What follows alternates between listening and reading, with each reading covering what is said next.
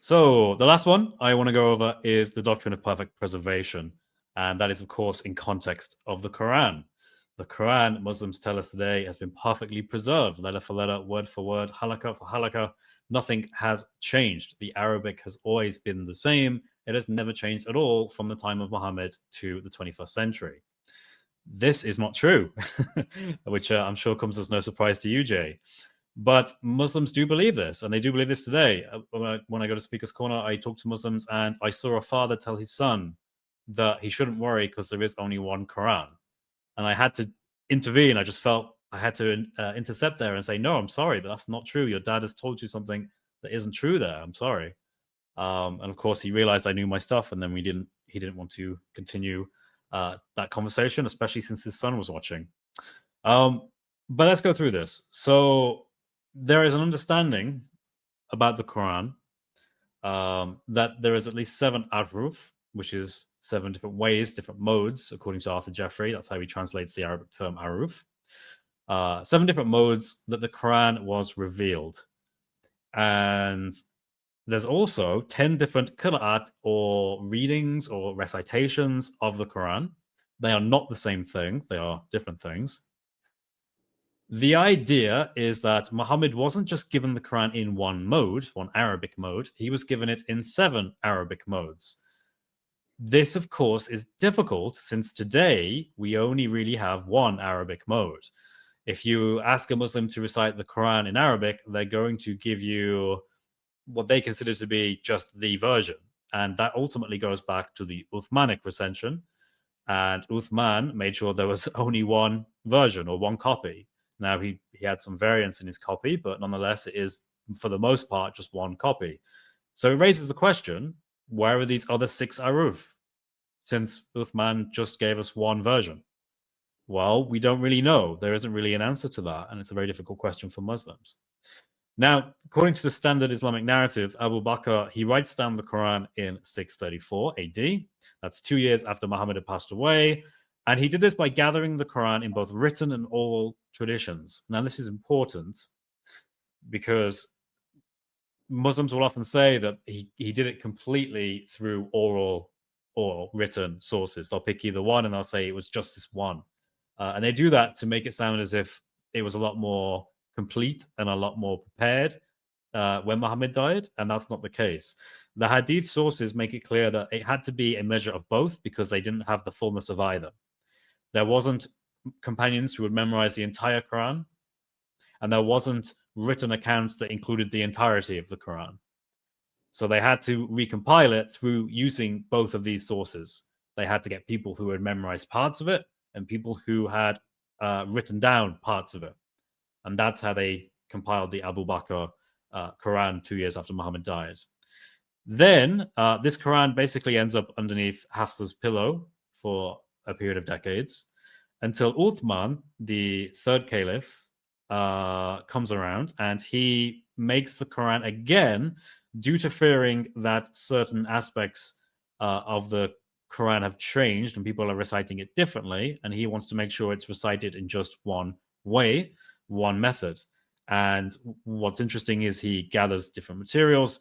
He then chooses to exclude certain people from coming and presenting their material to him. So Abdullah ibn Masud, Ubay ibn Ka'b were not present during his Uthmanic recension when he was recompiling the Quran for the second time, despite the fact that these two people had differing Qurans with different amount of chapters.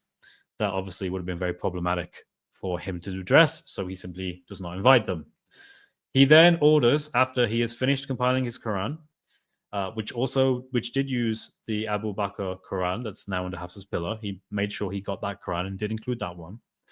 But once he's finished compiling his Quran, he distributes this to probably around 5 different places in the Islamic Empire, and he orders that all of the remaining Quranic materials to be burned and to be destroyed. This would have included Abdullah ibn Masud's codex all the way up in Kufa, which is modern-day Iraq, as well as Ubay ibn Ka'b's codex, who was in what I believe is now what is Syria at the time. They both had their own codices. Uthman did not want them to continue to exist, so he orders them to be destroyed as well. Historically, we have good reason to think they didn't do this, and their codices continued for quite a while afterwards. But it's interesting that the 7 different ways that the Quran was supposedly revealed to Muhammad, we only have one.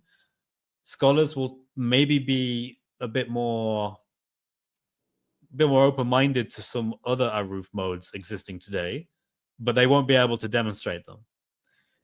In other words, they might say that no, Uthman didn't destroy 6 of the Aruf. He actually preserved some of them in some way, but they won't really be able to give an account as to how that was done, because Uthman still ultimately compiled his Uthmanic codex in just one form. So that seems to be the case of 6 out of 7 of the different Quran revelations coming to Muhammad, the different modes of this revelation in Arabic, have since been lost. And Muslims don't have any way of addressing that because they can't point to any material that either describes what the Aruf are, or they have any manuscripts of the Aruf to demonstrate that they still exist. And now we can look at the Qur'at, because the Qur'at are interesting. Islamic sources mention that there was at least 25 different Qur'ats. Now, I've actually been very conservative here. I've seen other statements from Islamic scholars like Dr Yassir Qadhi. In his book, he mentions at least 50 that were present within just the first few centuries of Islam. Qur'at here being a different reading, a different recitation. This is where, because of the way that Uthman compiled his codex, he didn't include diacritical marks for the most part, which left certain ambiguity in the text. And when different people who were perhaps not as well learned in Arabic, or perhaps they were kind of disconnected from Medina and Mecca, they were free to use their own interpretation to look at the Quran. And they often interpreted it differently by putting different diacritical marks, different vowels, and so on into the Arabic text to make it say what they think it's saying. What that means practically is it means that there are different readings of the Quran that say different things. And those things also contradict each other in quite significant ways. We can go into that as well if you want to. The non-Uthmanic Qur'at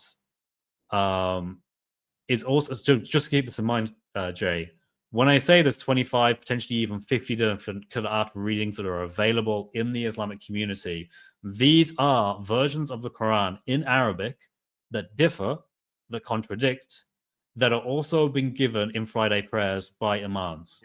Yeah. Real quickly, let's be careful. We are confusing two things. The Qira'ats come much later. They don't even begin to appear till the 8th century. 736 would be the first. You're talking about the 7th century, 652, with Uthmanic recension, 634. At that time, there would have been no possibility of Qira'at or Ahruf because there was no vowels. You have to have vowels and dots, the 5 dots and the 3 vowels. Those didn't exist in the 7th century to even include them.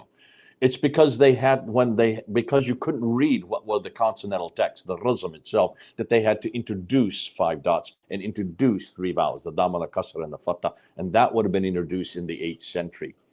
And that's why then these start to proliferate from the 8th, 9th up until the 10th century, when you're going to have in 6 different cities as many as 700 different qira'ats or readings of the Quran. So just so people don't get confused, what Ubay ibn Ka'b had up there in Damascus would not have been a qira'at because he would not have, whatever he wrote was not with any dots and vowels. The same with Ibn Masud in Baghdad, the same with Ibn Musa in Basra, and the same with Zayd ibn Thabit in Mecca, or in that time Medina. He would be in Medina. So there's 4 codices that we know of that are referred to in the traditions that disagreed. But when they disagreed, there's no qira'at, there's no diacritical or vowelization disagreements here because these had not yet been introduced, not in the 7th century. So these would be razm, these would be consonantal disagreements. So when he burned them, as you're referring to, when Uthman burned them in 652, what he's burning are not vowelizations, are not pronunciations per se, are not dialectical differences like Muslims like to claim. These are actually word differences. This is consonantal differences. It's not potato versus potato or tomato versus tomato. It's very much completely different words. Are you following that, Chris? Yeah, Yeah, absolutely. There's good reason even in the Islamic tradition to think that the consonantal text differences are substantial enough that there needs to be reason to explain this. And so Muslims come up with a concept of aruf to say that there are different ways it's been revealed, different modes.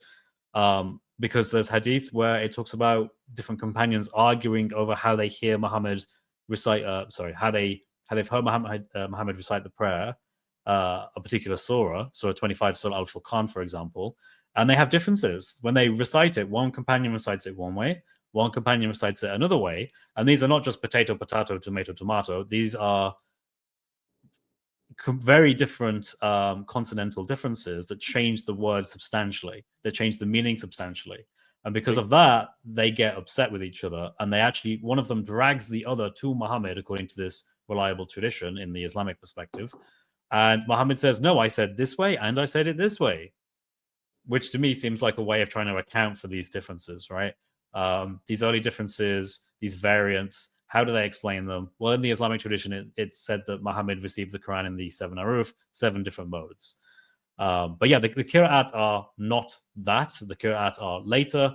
We're talking centuries later now, after Uthman had tried to standardize the Quran, but unfortunately he wasn't successful because of the lack of diacritical marks and vowels, like you mentioned, Jay. There was enough ambiguity in the text that Muslims could interject their own reading in certain aspects, and even contradictory readings compared to other imams. So yeah, we have to make a clear distinction between what the aruf are, which are not just dialects. It's not just different ways of, like, different accents. It is different words with different meanings. And there's even a hadith that lead credit to this as well, where Muhammad even says, you can say this word or this word and describe Allah's attributes in this way or this way, and both are okay, but the words used are very different words.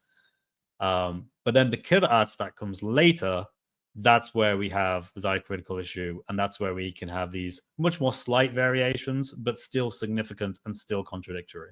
So we can look, for example, at the Codex Mashhad, which is a possible 7th to 8th century Quran that has the same chapter ordering as Ibn Masud's Codex. So Ibn Masud not only had 111 surahs, but his actual ordering of the chapters was different. I also believe the naming was different as well. He actually had different names of these chapters. And this demonstrates that alternative Qurans were in use after Muhammad died, and no consensus had been established across the Islamic Empire. There were still regions that were using different codices of the Quran that not only had different chapters, 111 for Abdullah ibn Masud, 116 for Ubay ibn Ka'b, but rather, just for reference, the normal Quran has 114 chapters in it. So you've either got 2 additional ones or you've taken away 3. But these are still prevalent. And these are prevalent for quite a while after Muhammad's death. So clearly there wasn't ijma, there was not consensus at this point in time for quite a while after Muhammad's death. We can also look at the Sana palimpsest. So we have in this particular manuscripts, we have a overlayer and an underlayer. The underlayer seems to have been scratched over and written over with a different text at a later point. Dr. Gabriel Said Reynolds has called the Sana palimpsest the earliest known Quran manuscript because radiocarbon dating has considered it an early manuscript. The dating is, of course, in question because the radiocarbon method is also in question. But it is at least one of the contenders for one of the earliest manuscripts that we have. The lower text does not conform to the standard Uthmanic Quran we have today. In other words, this is reason why many scholars, Sean Anthony, for example, and others would at least entertain the possibility that the Sana manuscript is evidence of a different tradition, a different Quranic tradition that is not Uthmanic. And what's interesting is, if you accept the radiocarbon dating, it may even predate the Uthmanic tradition, which again would mean that there are many different Qurans in use, potentially very early on. And these do not go away for quite some time, as evidence with Abdullah ibn Masud's Codex. Yeah. So what you're saying, I mean, this is an ongoing debate that's happening at the moment. We don't know really when these are dated. There have been suppositions as to the datings on the Mashhad, possibly 7th or 8th century. The palimpsests, the the upper layer 705, the lower layer into the 7th century, because 705 would be 8th century. I'm not going to take a position right now because there's others who are now taking positions on these. But you are right. If these are the earliest manuscripts, and the fact that they don't agree, and the fact that there's so much disagreement, even when you look at the Topkapi, which you haven't mentioned here, which is the best one, the best preserved of all the Quranic manuscripts, the Razm, just the Razm, we're talking the Consonantal. There's over 2,270 variants with the Quran we have today. So certainly in every one of them, the palimpsest, the lower and upper layer of just the DAM 01 27.1. Some people say there are 2,000 differences between them. Others say there are only 63 verses in the lower one that disagrees with the upper text, 70 different agreements. What the important thing is that there's lots of disagreements. There, and you're right. You're getting at in the early days, everybody knew this. Dr. Arthur Jeffrey 100 years ago. And so we're talking in the early 20th century, from Australia, was looking at all the traditions about all the earliest manuscripts. And in the traditions, they admitted there were 15,000 differences between Ibn Masud, Ibn Musa, Ubay ibn Ka'b, and Zayd ibn Thabit. It's the four major Qur'ans. So that's admitted by the early traditional writers. They admit there were hundreds, thousands, 15,000 that he came up with. So this has been well known for over 100 years in academia, because we're going back to the religious manuscripts. So certainly if this is the traditional writers who are writing in the 9th and 10th century, writing about what Ubay ibn Ka'b's codex and the other codexes are, they were very clear that Ubay ibn Ka'b's had 116 surahs, Ibn Masud's had 111 surahs. There are 114 in today's Quran, so not even the same number of surahs. This is very clear that this was not a problem in the earliest centuries. This was not there was no difficulty. The 7 ahruf that you're referring to, absolutely. They just assumed that there would be differences because God had to, or Gabriel had to give it in 7 different readings. When you ask Muslims why, because there were people coming from other parts of the world who did not understand what he was saying. Their Arabic was different. So God revealed it through Gabriel to Muhammad in that reading, so they could. So you're right, this is very clear. There was no idea of a perfect, every Quran was exactly the same. Yeah, I completely agree. I think it's very, very significant that they have this issue and there's no real way to address it. Now, I really like this one. This one I really like. So, first of all, there's an understanding in modern day, and this, of course, goes back very early on in the Islamic tradition, but it's very, very important to Muslims today that their Quran has a unbroken chain of transmission for its verses. And so just like how they have the chain of Isnad for the Hadith, they also claim to do so for the Quran. And this is important because the Quran is, in a way, a kind of Hadith. It's the narrations, but they're given from Allah to Gabriel to Muhammad, and they want to make sure this is ironclad. And so what they do is they say that this has been mass transmitted. And by that, they mean that there are so many Muslims who have documented that they have heard and they have bear witness to different Quranic verses that they cannot be questioned. The idea is very, very simple. If so many people happen to agree on something, then surely it must be true, right? You can't have like 20, 50, 100 people all agree on something, and yet they're all wrong. No, it seems to be the case that you have all these people. It must be true. At least this is how the Islamic paradigm looks at it. And this is known as tawatur. Now, what's really, really interesting, again, this has an impact on the qira'at, because the qira'at themselves record the different ways that the Quran different ways that the Quran can be recited that are valid. In other words, these different qira'at recitations go back to Muhammad. Now, how many are there? Well, I said earlier on that there could be 50, perhaps even more qira'at readings that supposedly were being recited in the early centuries. However, that gets standardized, and it gets standardized by Ibn Mujahid in the, I believe it's either 9th or 10th century. He decides before 936, so 10th century. 10th century, yeah.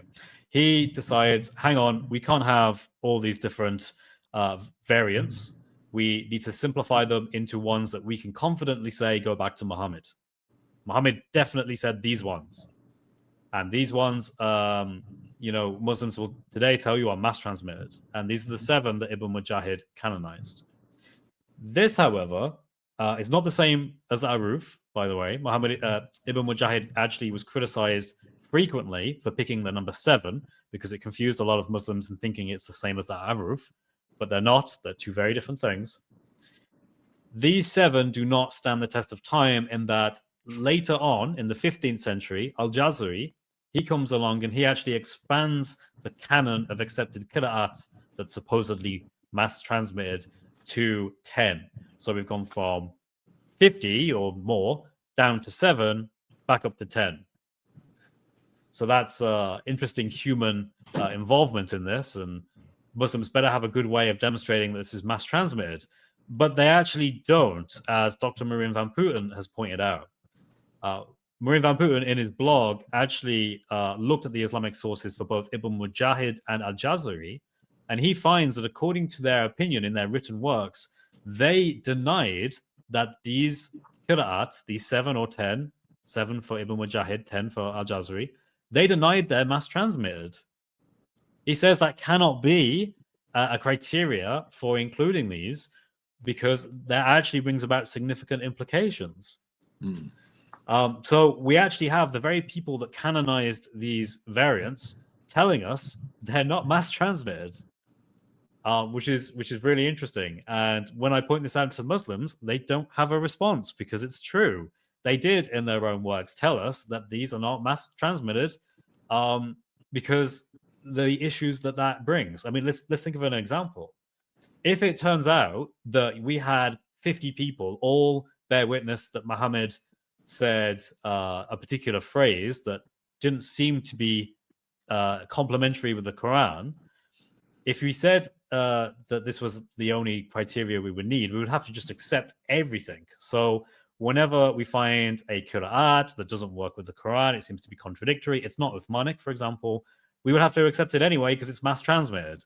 But that leads to absurdities when you look at the Quran, because now you have all this other information that contradicts. So Ibn Mujahid and Al-Jazari later developed this further. Ibn Mujahid said, well, hang on, we need a criteria.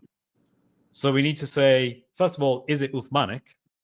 Does this qira'at go back to the Uthmanic Codex?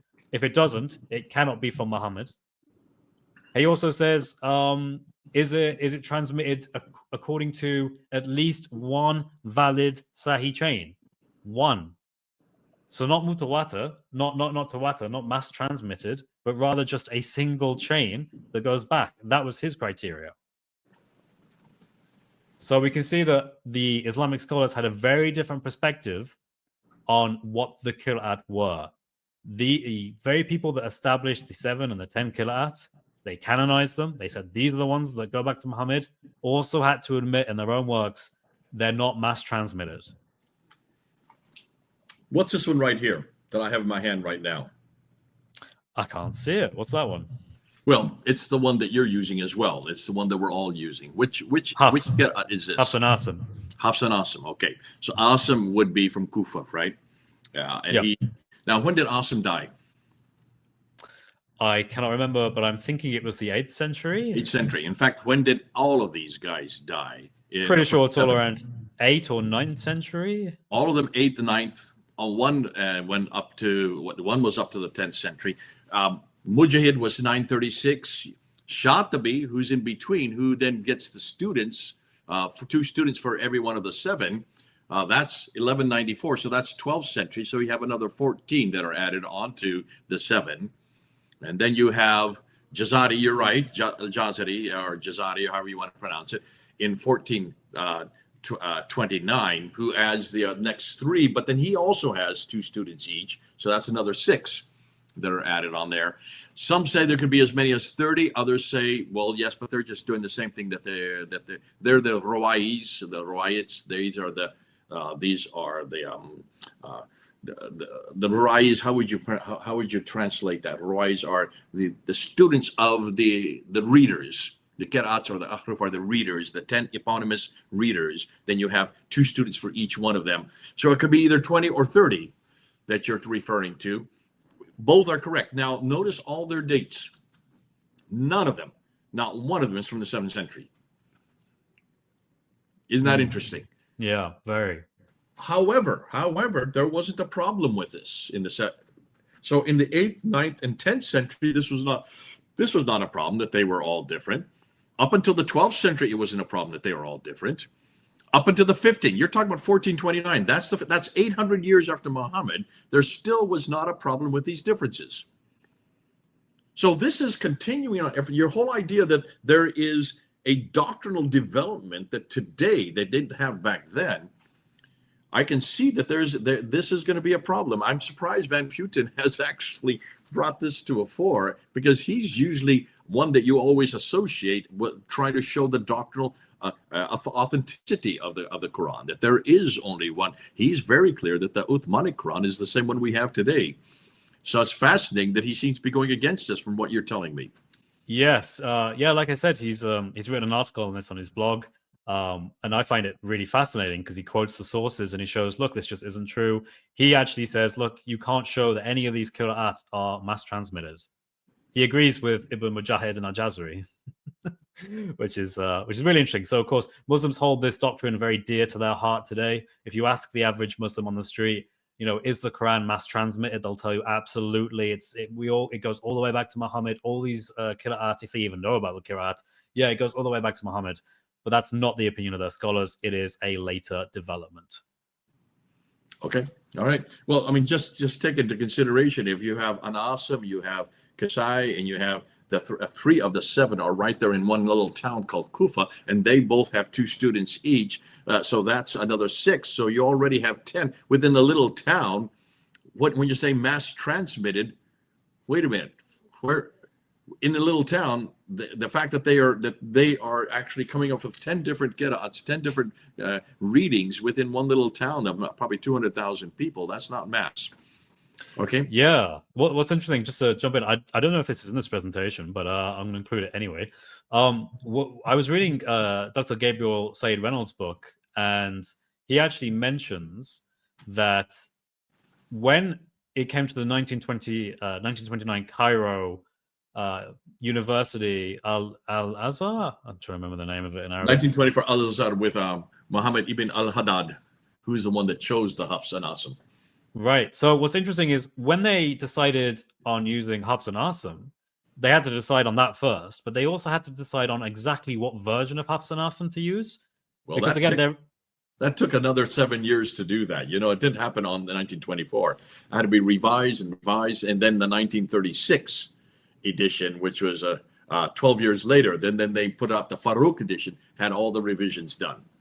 Yeah, and I was fascinated by this because when I read it, I couldn't believe that they didn't have a critical version, or they didn't go to a manuscript to figure out what Hafs and Asim is. Rather, they go to other recorded writings in Islamic tradition where people record hearing or seeing a version of Hafs and Asim that was said in a particular way.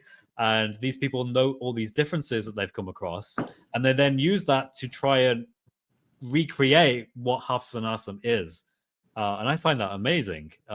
So even then, even within the qira'ats themselves, there's question about what the actual qira'at is. Yeah, I mean, Hatun has all those 7, by the way. She has found all of them, and we need to go through and see just how many changes happened in that intervening 12 years. What were changed? Yeah. A lot of work to be done yet. True. It's very exciting stuff. So yeah, this of course goes back to the modern view of Quranic preservation, the idea that there's only one Arabic Quran. But of course, we've mentioned in this presentation, there's not just one Arabic Quran. There are actually many. And although scholars don't like to use the term variant, I think it is a fair term to use. It's the same thing we would see in biblical textual criticism, for example. We have variants in the Islamic corpus for the Quran in particular. And we know that they're not mass transmitted, and we know that they contradict. And this is a huge issue, especially since the Quran says no one can change Allah's words. Well, it seems as if scholars and imams may have done so over a period of time. So it's not letter for letter, dot for dot the same. And we know that today Muslims try and use this in a polemical sense. They say, our Quran is the words of Allah directly. It's not the words of man. It's just the words of Allah. And yet we can clearly see the words of man. We can clearly see the words of man that have been put in there in a very confused way because they're trying to make sense of an Uthmanic codex that doesn't have the additional vowels and diacritical marks to fully elaborate on what the word is. And in some cases, that can cause confusion, and imams had to take a stance somewhere. And you're familiar with Dr. Yassir Qadhi, J. Smith, I'm sure, and you know about. He's familiar with me too. He's called me an ultra crepidarian. He did a whole video against me and David and Dan Brubaker. We are ultra crepidarians because we dared to confront him and dared to really show the world what he did, and also dared to hold him up the interview that he had on June 8th, 2020, where he finally admitted that they are all the Quran, all of these 30, that a little bit of Hafs, a little bit of Warsh, a little bit of Kalun, just mix them all around, and we should do a ditty on this. We should have a little song that we can do.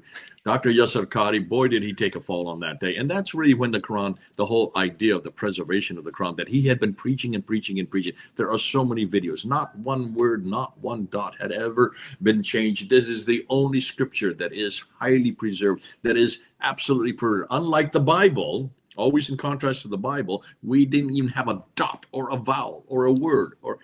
And even the Quran, it's not that he's saying that because he loves it.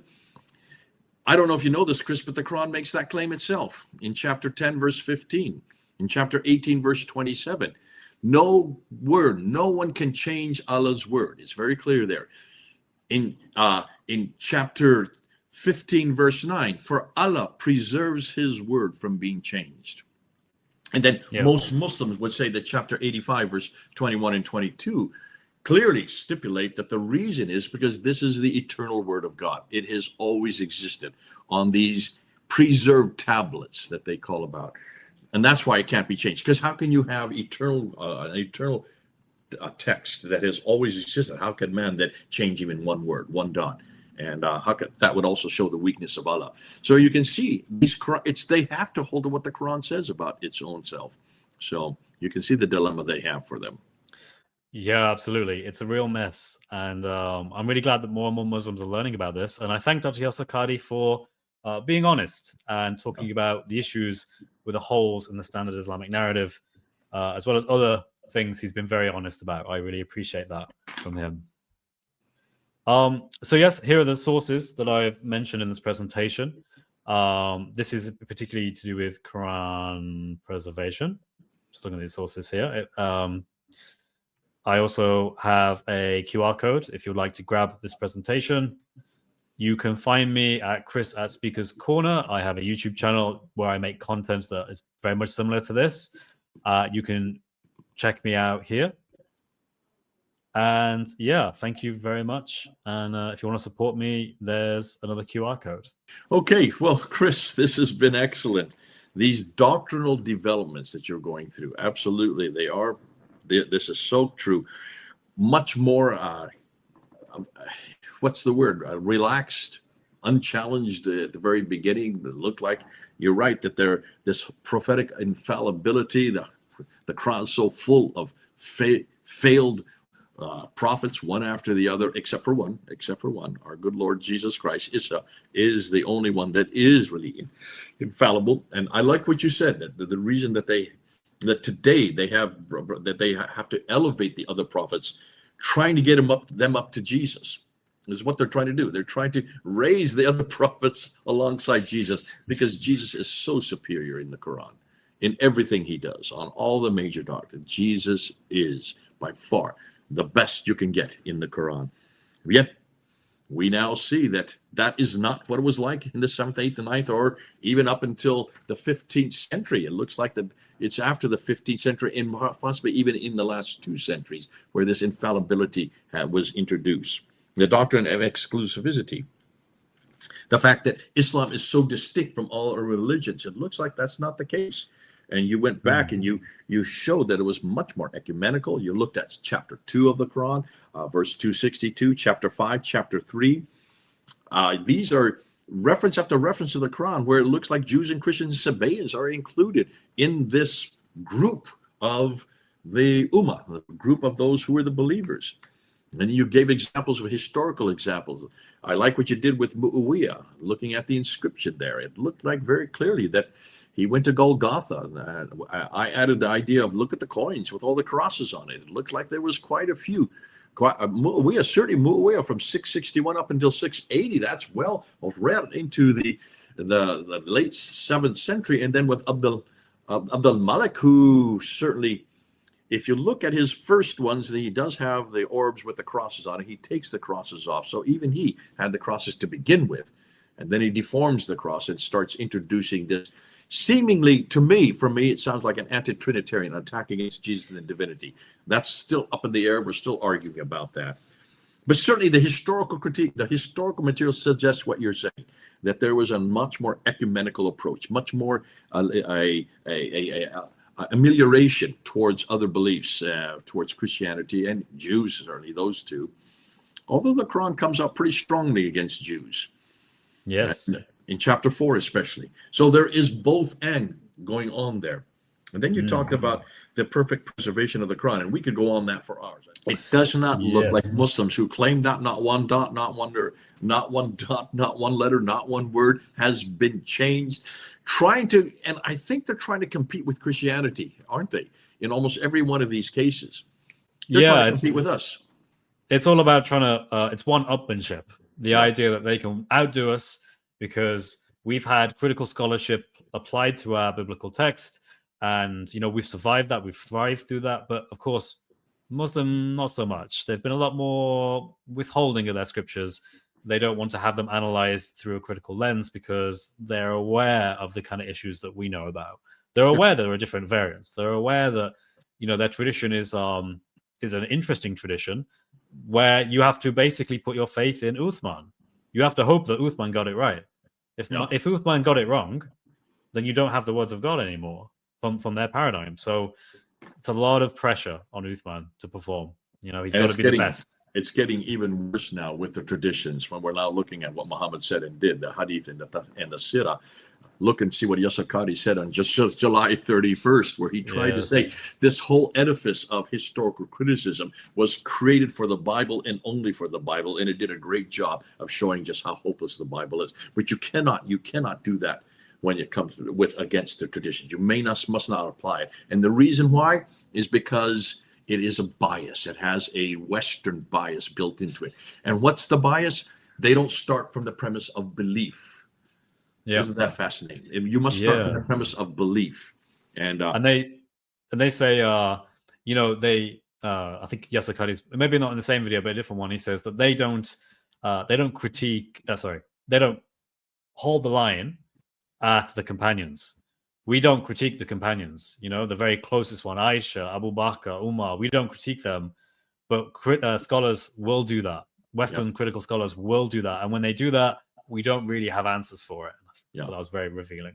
And the reason why, because we have Iman. He kept on saying, Iman. We believe. It's almost like what he did in that video when back that Zoom call when he had back in 2020, when he says we have a respect for the Quran, and there are certain questions we haven't put a red line there, and there are questions we don't ask of this book.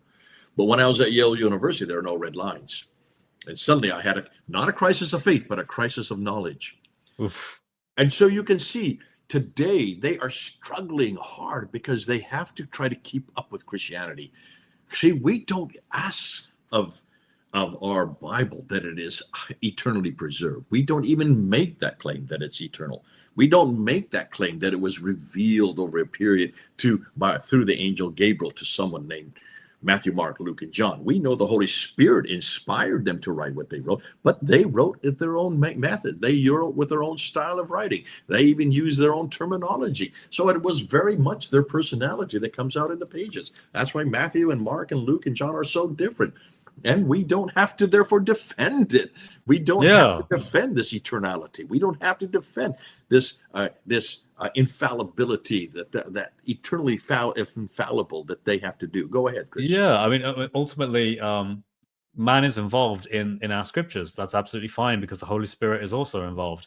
But for them, there's not meant to be man anywhere in this. Absolutely. But of not. course, Uthman is there, and Uthman, he's pick and chooses, and he burns others. And I mean, you ask scholars, can we know what the Quran was before the Uthmanic recension? And most of them will say no, because we just don't have things before that. Arguably, the Sana palimpsest is an exception, maybe, which is really interesting stuff. But for the most part, we can't know because all of it was destroyed, or at least most of it was destroyed. So how do we know? It's a lot of faith Muslims have to have in Uthman.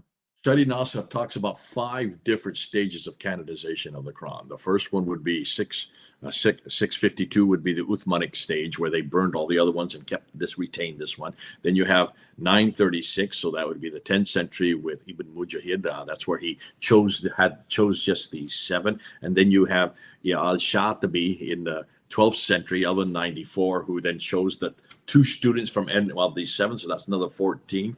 And then you have Al-Jazari, who is in 1529, who then chose another 3 eponymous qira'ats, and then 6 students from those 3, so that's another 9. So by 1529, some people say 20, some people say 30. But then you have the 5th one, which would be Muhammad ibn al-Haddad, who was there at Al-Azhar University in 1924, who was given commission and was commissioned to choose one. And the reason why was because in the high schools, they could not standardize their tests because the students were coming up with so many different answers from different Qurans. So he brought it back to the Hafs and Asim. And the reason he chose Hafs and Asim is because that's the Ottomans. The Ottomans chose it. They were the one that they liked the best. So it was just arbitrary. There was no looking at the Quran, reading it. And when they found out what they had in their hand, it had so many difficulties that they had to have 7 different renditions over the next 12 years before it was finally chosen to be the Farouk edition, 1936. And then in 1985, King Fahd there in Saudi Arabia made it the official version for the whole world. So I was alive in 1985. Chris, that makes me pretty old. I'm older than the official Quran, the one that is finally canonized officially, the one that they're going to use officially. It's younger than me. I'm older than it. Oh boy, that makes me feel old. Wow. Chris, this has been great. Is there anything last thing you want to say here before we bring this one to a close? I think, just as Christians, we can just take comfort in understanding that our doctrine is not the same as the Islamic doctrine. The Christians chose to be open, to be critical, to be skeptical even, and we embraced that as part of our tradition, and we came out thriving. We're better for it. Yeah. But for the Islamic paradigm, they don't say the same thing we do. It has to be the very words of Allah, no human involvement whatsoever. So when they find human involvement, there's no answers. It becomes very, very clear Islam is not the true religion at all. Muhammad is not the prophet, and the Quran is false. So for us, we can say amen. Like we trust our scriptures, we believe in them, they've gone through the process, and we're more confident because of it. And we also know because of that Islam is false, because they can't stand up to the same standards. Yeah. They want to keep up with us, they just can't. The Bible is so secure. Jesus is so secure. We know what he said and did. Muslims cannot say what Muhammad said and did. We know that the Quran can be trusted. Muslims are finding out now. The more they claim, the more they have to backtrack. The more they backtrack, the more they look embarrassed. The more they embarrass. It's like what I always say. The more we scratch, the more we find. The more we find, the more we shine. The more we shine, the more they whine. Oh, how sublime. And I think this is something that Muslims are finally realizing. The claims they make, they just cannot uphold. Just open up the Quran and see just how fallible these prophets are. Just open up the Quran and see there was an enormous amount of acceptance in the Quranic ideal. And just look at the Quran and you will see which Quran are you looking at? There's so many different Qurans we could go to. So in every major category, you brought these 3 categories. You are right, Chris. Well done. Thanks so much. This is going to be so helpful for those of you who are going to use it when you talk to Muslims. You've got the what is that QR code that you can go pull down the PowerPoint so you can use it, and then go and please support Chris. He's done a lot of work here. This has been great, Chris. Thank you so much. God bless you. Keep it up. Thank you for having me, Jay. God bless. Great. All right, Chris and Jay, over and out.